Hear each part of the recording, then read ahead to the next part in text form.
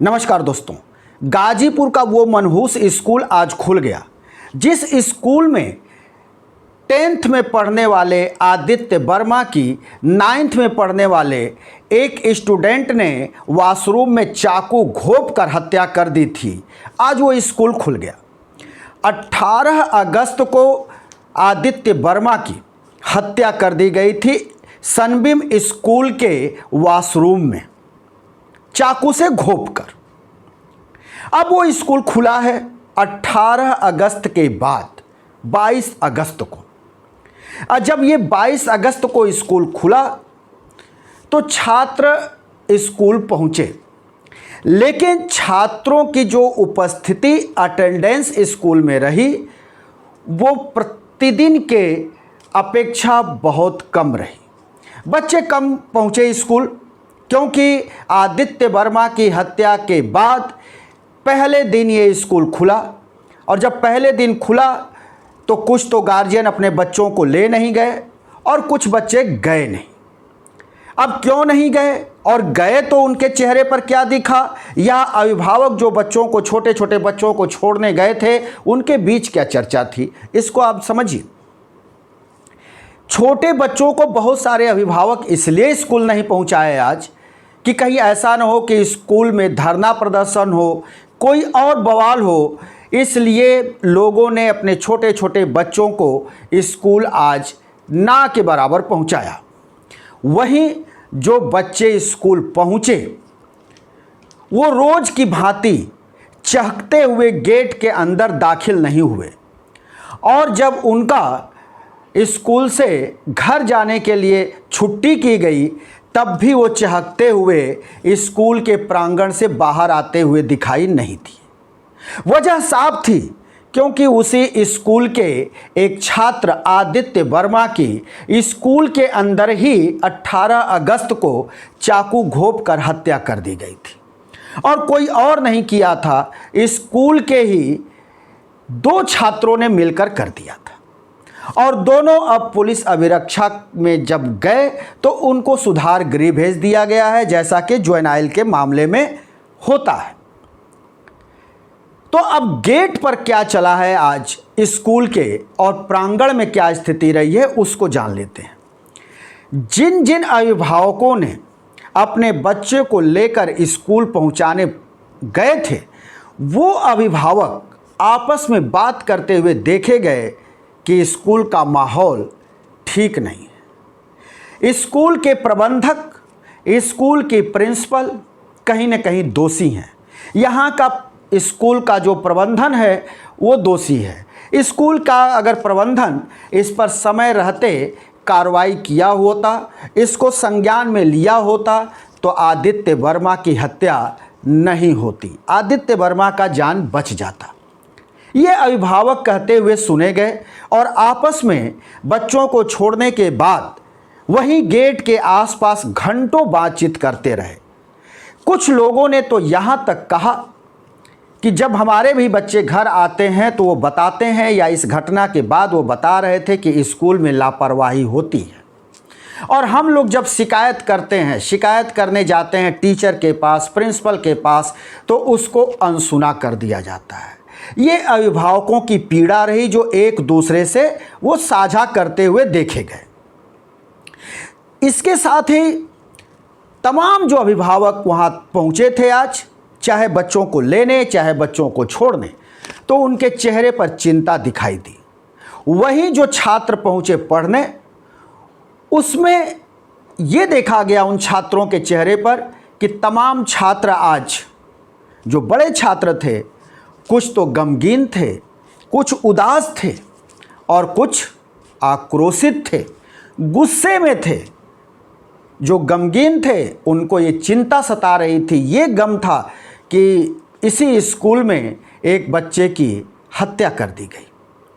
वहीं कुछ बच्चे आक्रोशित दिखे, गुस्से और नाराज़गी में दिखे, तो उनका साफ कहना था कि हमारे स्कूल में अगर ऐसी खामी नहीं रहती तो आज आदित्य नहीं मारा गया होता। आदित्य के क्लास के बच्चे और जिस क्लास के बच्चों ने हत्या की, उस क्लास के छात्रों ने तो जो कहा वो और हैरत भरी बात कही। उनका कहना था, देखिए मैं यहाँ छात्रों को इस वीडियो में दिखा भी नहीं सकता क्योंकि सबकी प्राइवेसी होती है।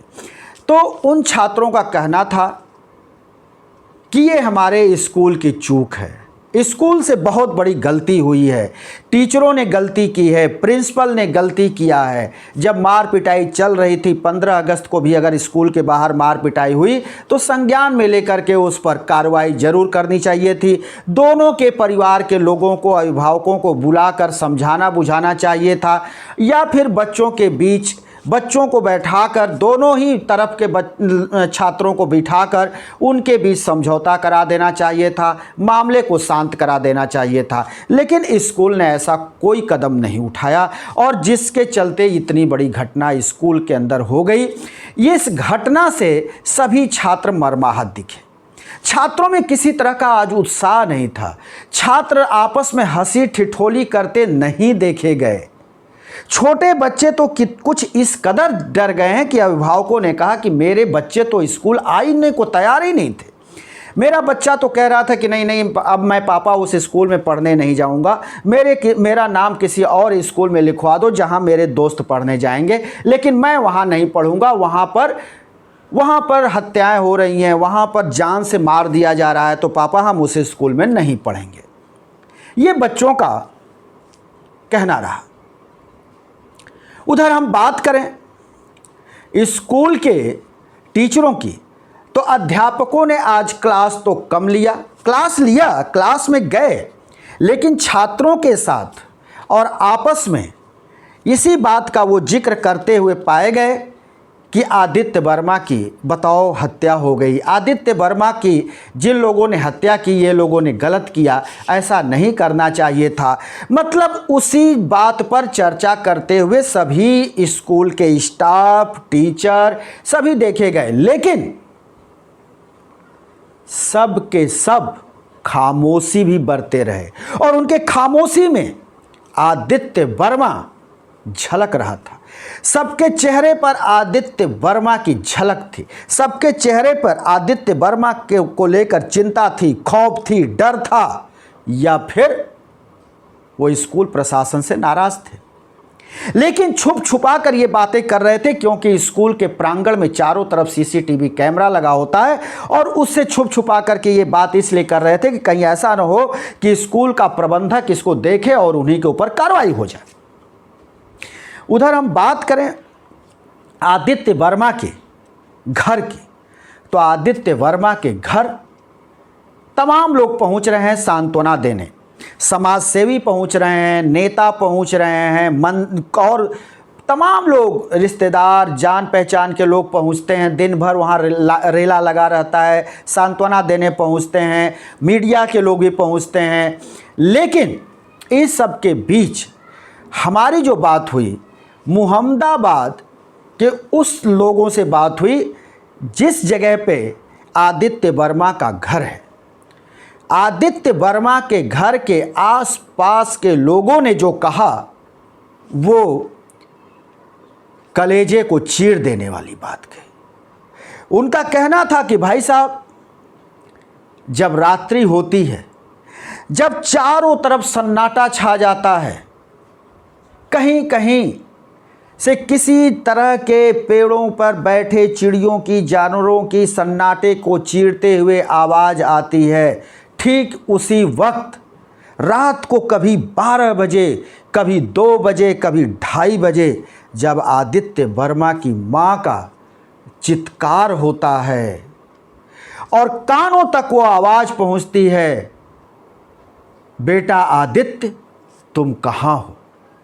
और जब इस चित्कार के साथ जब माँ दहाड़े मार करके रोती है, दहाड़े मारकर जब रोती है तो आंखें खुल जाती हैं, नींद खुल जाता है, और जब नींद खुलती है तो फिर पूरी रात नींद नहीं आती।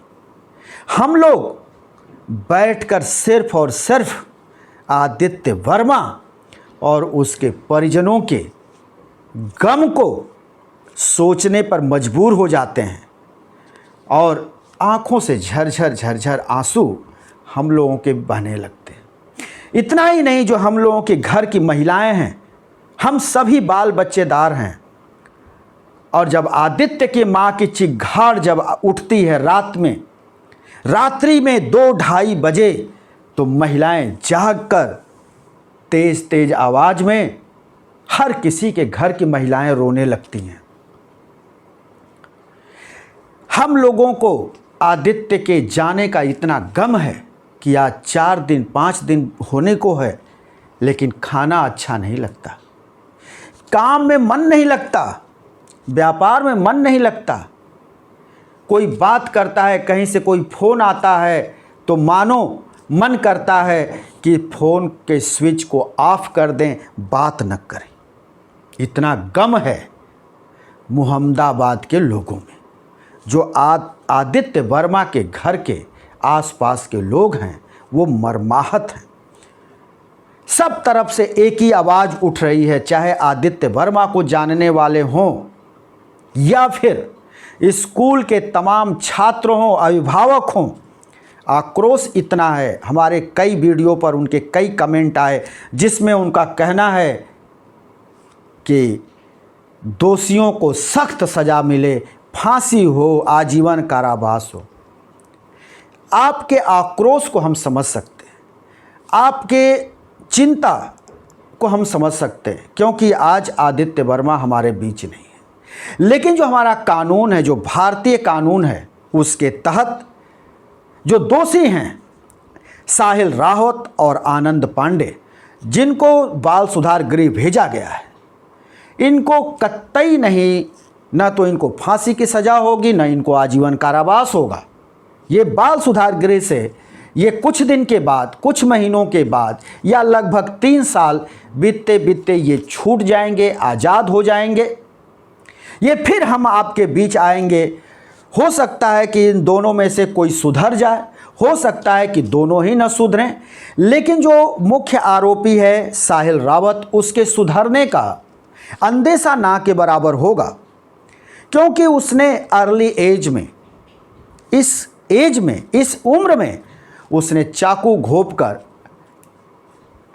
आदित्य वर्मा को मौत की नींद सुला चुका है। तो हो सकता है कि वो इतना आदी बन जाए कि आगे भी वो जराइम की दुनिया में कदम रख दे और लोगों के लिए खतरा बन जाए, इसकी पूरी उम्मीद है। जबकि ये दोनों के परिजन, जो आदित्य रावत का पिता है डॉक्टर BMS संतोष रावत, वो और जो आनंद पांडे के परिजन हैं, ये सभी वकीलों के, बड़े बड़े वकीलों के संपर्क में हैं, स्कूल के प्रबंधन के संपर्क में हैं, और ये चाहते हैं कि किस तरह से केस को कमज़ोर बनाया जाए, केस कमज़ोर हो और उनके बच्चे बच जाएं, समय से पहले वो उनके बच्चे सुधार गृह से बाहर निकल आए। एक खबर और मेरे पास आई है जिसमें ये बताया गया है कि जिस वक्त आदित्य वर्मा की हत्या की गई वॉशरूम में, उस वक्त आदित्य वर्मा के जो 2 मित्र अभिनव तिवारी और नमन जायसवाल वहाँ मौजूद थे।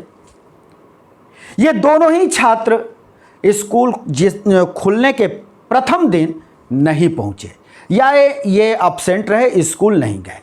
जबकि पुलिस जब स्कूल पहुंची थी 1-2 दिन पहले पूछताछ करने के लिए, तो अभिनव तिवारी के परिजनों को और अभिनव तिवारी को स्कूल में बुलाया गया था, लेकिन न परिजन गए न तो अभिनव तिवारी गया वहां पर पूछताछ में। ये नहीं गए।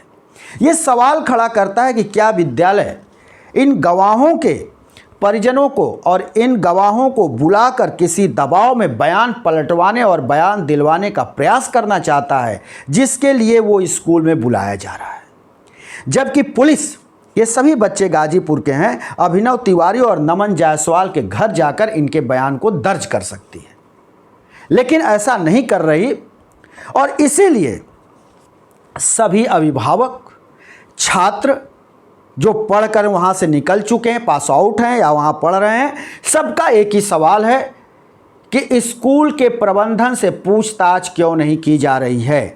अगर 15 तारीख को स्कूल के बाहर स्वतंत्रता दिवस के दिन अगर छात्रों में मार पिटाई हुई अभिनव तिवारी की पिटाई की गई, जिसका दोषी साहिल रावत, आनंद पांडे और अन्य उसके साथी रहे, जिन लोगों ने उसको अभिनव तिवारी को पीटा था स्कूल के बाहर। तो उसके बाद स्कूल ने कोई एक्शन क्यों नहीं लिया? तो इसके घेरे में प्रिंसिपल और प्रबंधक नवीन सिंह आते हैं। नवीन सिंह को लेकर बहुत ही रोष है लोगों में। लोगों का कहना है कि ये जो नवीन सिंह है ये रसूखदार व्यक्ति है, इसकी पकड़ सांसदों से है, विधायकों से है, समाजवादी पार्टी के भी नेताओं से और विधायकों से है, और ruling party Bharatiya Janata party में भी इसके तमाम विधायक और सांसद और मंत्री इसके इसका संपर्क है। और इसलिए स्कूल प्रबंधन पर प्रशासन कोई कार्रवाई नहीं कर रहा है, किसी तरह की उनसे पूछताछ नहीं सख्ती से की जा रही है। उनसे ये नहीं पूछा जा रहा है कि समय रहते कार्रवाई क्यों नहीं की गई। अगर दोनों बच्चों के बीच अगर मार पिटाई होती रही तो आप लोगों ने क्या किया, किसी तरह की पूछताछ नहीं हो रही है। और इसको लेकर के लोगों में आक्रोश है, गुस्सा है, और अभिभावक इस बात को कहते हुए सुने जा रहे हैं कि जो इसका डायरेक्टर है नवीन सिंह, उसके रसूख के सामने पुलिस पूरी तरह से बौनी है। लेकिन एक ज़रूरी बात और हम आपको बता दें, अगर आप अपने बच्चों को भेज रहे हैं स्कूल पढ़ने और आप हैं गाजीपुर से अभिभावक, तो आपके लिए सब मैं आज एक बात से सतर्क कर दे रहा हूं। अपने बच्चों को अगर आपने मोबाइल दे रखी है और वो मोबाइल चलाते हैं, क्योंकि ज़रूरी है, आज सभी लोग बड़े बच्चों को मोबाइल देते हैं, क्योंकि बच्चे जो है कई तरह के क्लासेस वो ऑनलाइन लेते हैं घर पे पढ़ने के नाम पर, कि मैं तैयारी कर रहा हूँ, मुझे ट्यूशन नहीं हम जा रहे हैं तो उसकी तैयारी के लिए हमको ऑनलाइन कोर्स करना है। या फिर बच्चों को लोग मोबाइल दिए हुए हैं, जो 10th के 9th के 11th और 12th के बच्चे, उनको मोबाइल लोगों ने दिया हुआ है। अब आपके लिए एक बड़ी सावधान करने वाली खबर है, उसको आप जान लीजिए। आप अपने बच्चे के मोबाइल को आज ही देखिए और खंगालिए। उस मोबाइल में देखिए, अगर जो मैं बता रहा हूँ अगर ये आपको ग्रुप दिखाई दे तो तुरंत बच्चे से बात करें और बच्चे को इस ग्रुप से दूर रखने का प्रयास करें। सबसे पहला हम आपको बता रहे हैं, सबसे पहले अगर आपके बच्चे के मोबाइल में कटरा लिखा हुआ है, कटरा गैंग लिखा हुआ है, तो तुरंत बच्चे को सावधान करें, आप सावधान हो। अगर बच्चे के मोबाइल में आपको 9226 का कोई आपको ग्रुप दिखाई दे तो सावधान हो जाएं। उसके बाद 0001 का अगर कोई ऑप्शन दिखाई दे, कोई ग्रुप दिखाई दे, तो आप जो है सावधान हो जाएं। 1213 का अगर आपको दिखाई दे तब भी आप सावधान हो जाएं। हमने आपको खबरदार किया। आपको हमारा ये वीडियो कैसा लगा आप हमको ज़रूर लिख करके कमेंट किया करिए। और दूसरी बात कि आपसे मैं आग्रह करता हूँ कि आप जब हमारे वीडियो को देखें तो आप कृपा कर सब्सक्राइब करें, लाइक करें और शेयर करना न भूलें। और फिर हम किसी दूसरे वीडियो के साथ हाजिर होंगे। तब तक के लिए शिवमूर्ति दुबे को दीजिए इजाज़त।